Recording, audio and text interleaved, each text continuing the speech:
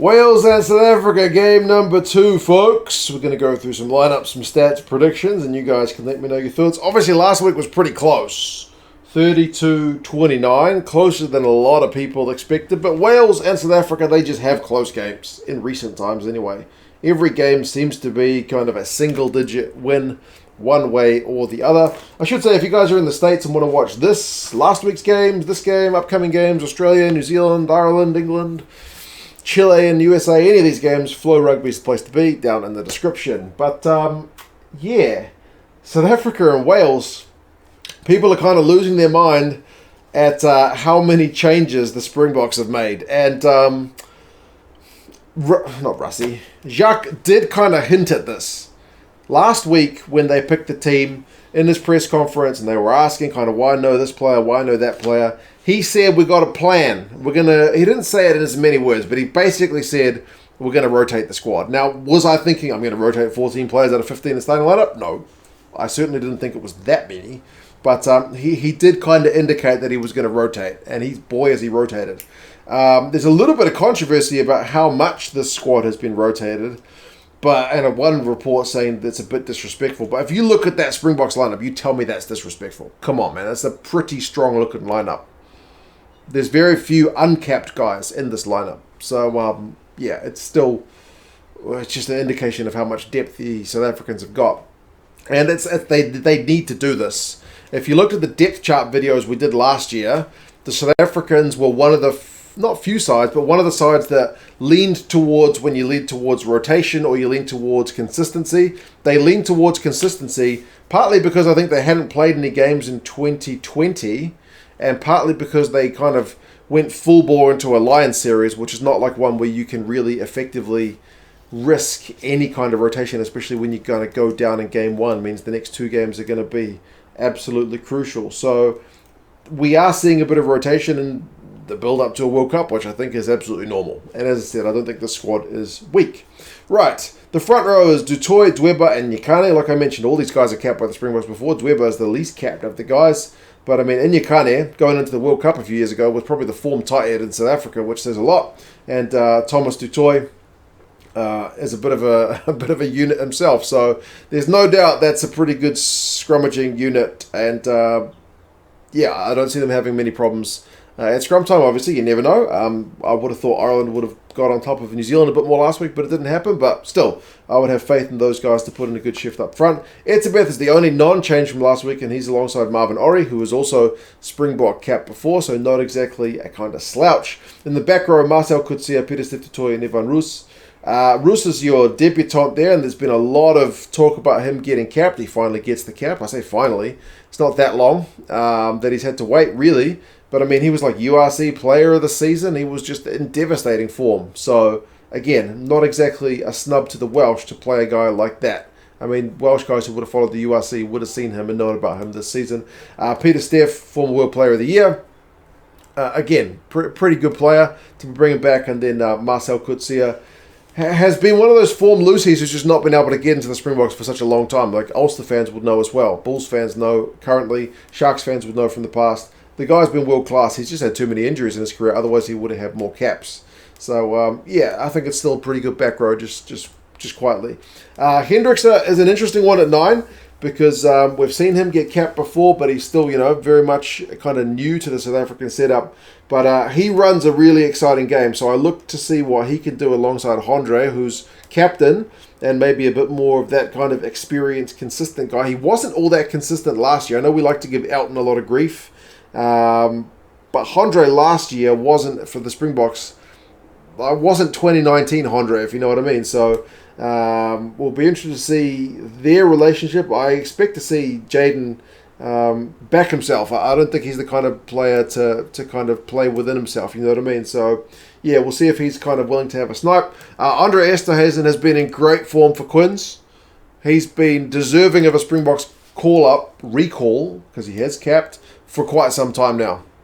So it's good to see someone other than Gelant in the 12 jersey, and Esterhuizen's going to show us whether or not he can take that premiership form and continue it on over to the Springboks.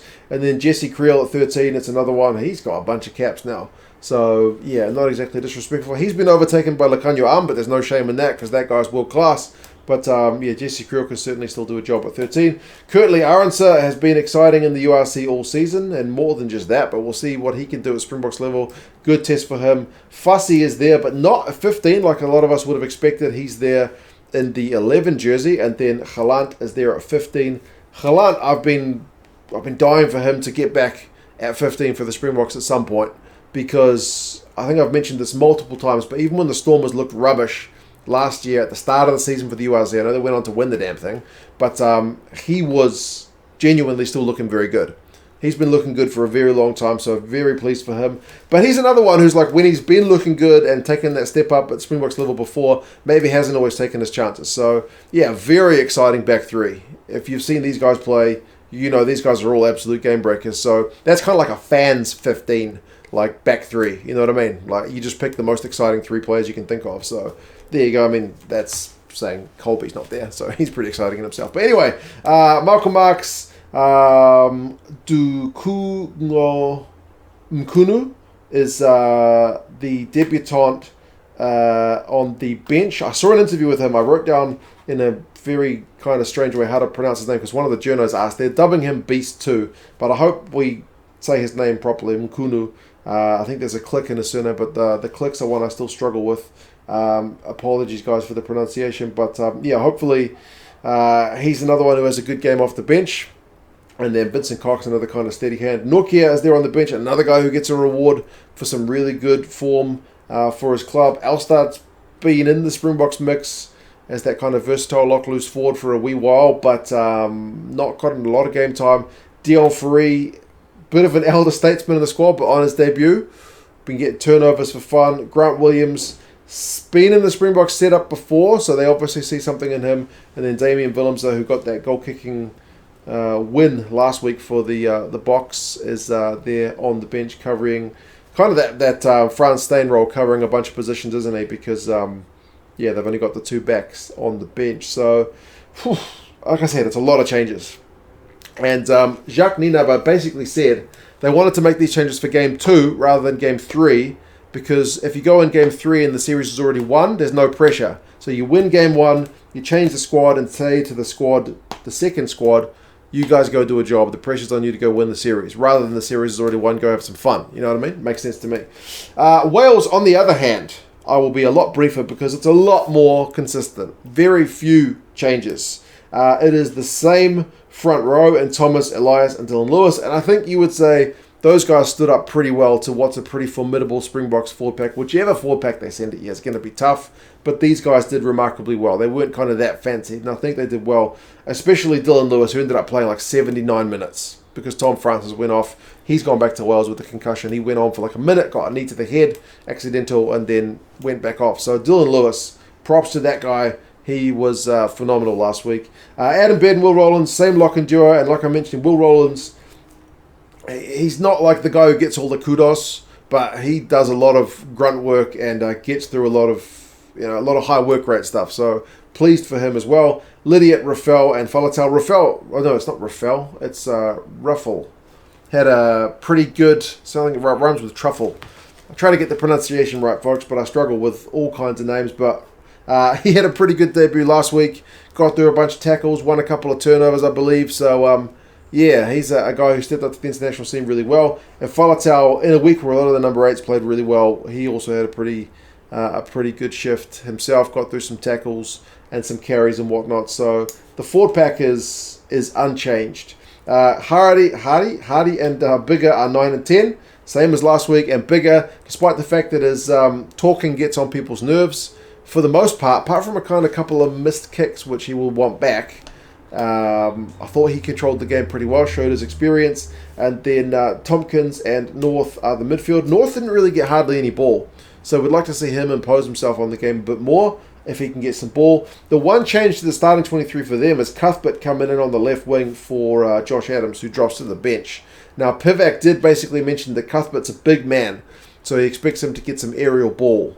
So the extra bit of height is part of the reason. Remember, he wasn't 100% last week, so he wasn't really considered. So Rees-Zammit still there, scored a couple of good tries. Wayne Pivac is still pretty burned about the fact that he was penalised for that tackle and turnover. He said there was a clear release. They were mentioning that in the press conference. So it sounds like, from what he said, he didn't say it in so many words, that maybe World Rugby has come out and evaluated it and said that he's right, but he didn't say that. It's just kind of what he implied.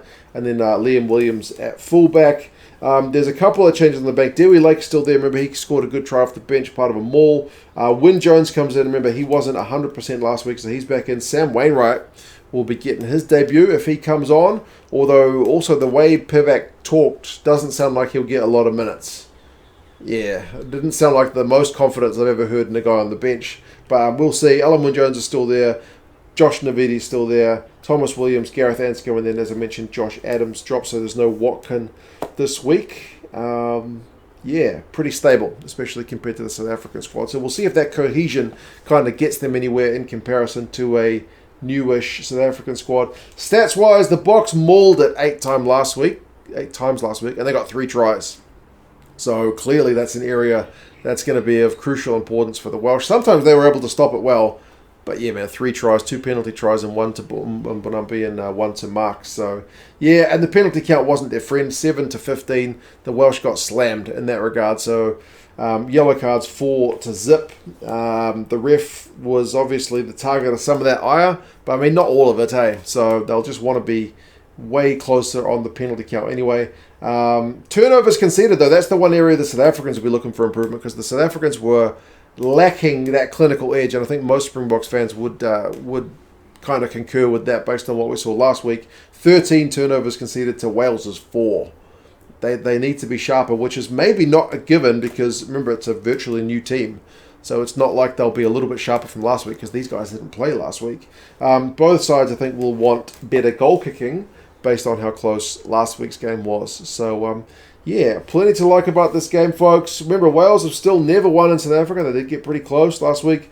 All these games in the last 5, it's 3-2 to South Africa. They're all close, man. 22-20, 22-11, 19-16, 23-18, 29-32. Like, close games. These teams do close games. That being said, the bookies have got South Africa by 11.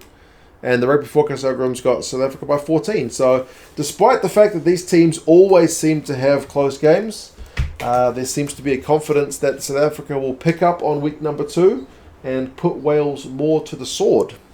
You guys let me know what you reckon. The record is close. Can you see this one being close, or do you think South Africa will march away with it? If any of you guys want Lions Rugby gear, they're still selling that stuff, and it's on sale. Happy days. Link down in the description for the Lions Rugby store. Get yourself some gear over summer. If it's discounted, that's the best time to get it. But yeah, you guys take care, and I will talk to you guys again soon. See you later.